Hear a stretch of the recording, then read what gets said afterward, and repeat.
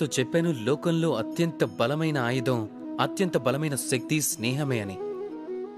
కానీ ఈ స్నేహం అనేది అసలు ఎలా ఉండాలి? స్నేహం అనేది పాలల్లో కలిపిన నీళ్లల్లా ఉండాలి. ఎలా?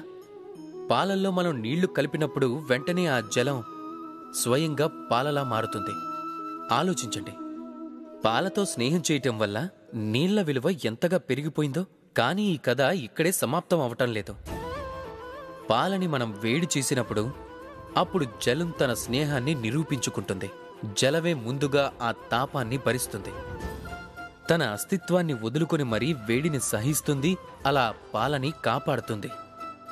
కాని ఆ తరువాత తన మిత్రుడు వెళ్లిన తర్వాత పాలలో పొంగొస్తుంది. అది పాత్ర నుండి బయటికి రావటం మొదలు పెడుతుంది. కానీ అది శాంతించాలంటే మనం ఏం చేస్తాం? అందులో కొద్దిగా జలం కలుపుతూ ఉంటాం. అంటే స్నేహం అంటే ఇదే. మిత్రుడు అస్తిత్వాన్ని పెంచేదే స్నేహం. స్నేహం అంటే ఇదే. మిత్రుడు అస్తిత్వం కోసం తను జ్వలించాలి. స్నేహం అంటే ఇదే. అందులో సుఖం అలాగే దుఃఖం రెండూ మిత్రుడితోనే ముడిపడాలి. ఎలాంటి మిత్రుడిని సంపాదించాలంటే తన ముందు కుబేరుడి ధనం కూడా తక్కువే కావాలి. రాధాకృష్ణ.